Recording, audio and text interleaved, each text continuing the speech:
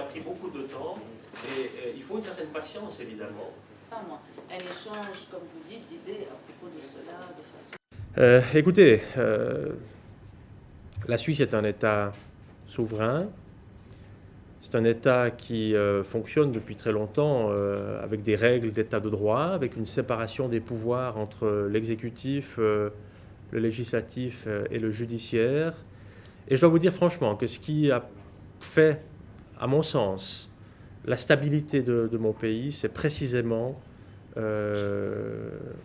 l'indépendance des pouvoirs et le fait que quand la justice agit en fonction du droit en vigueur, il n'appartient pas au Parlement ou au président du Parlement, au président d'une des chambres, d'intervenir dans ces décisions.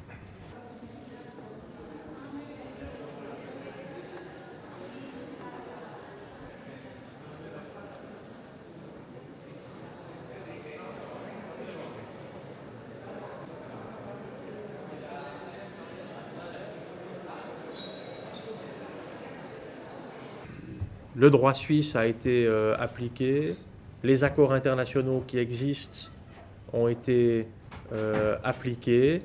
Ce n'est pas la première fois que ça arrive. Ça arrive tous les jours, qu'on applique des lois et que la justice prenne des décisions. Et nous sommes aussi très attachés à ce que ce soit fait dans le respect des textes et que ce soit fait aussi dans le souci d'égalité de traitement envers tous ceux qui peuvent être concernés. Évidemment, M. Polanski a, comme toutes les personnes à qui cette situation arrive, l'occasion de contester son arrestation devant les tribunaux suisses.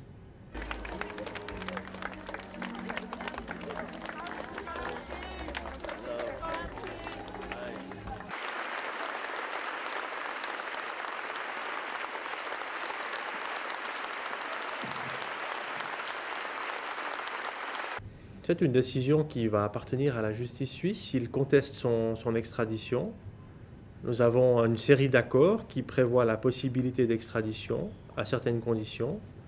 Ce serait, je crois, une erreur que ce soit le pouvoir législatif qui se mette à donner son avis dans cette question.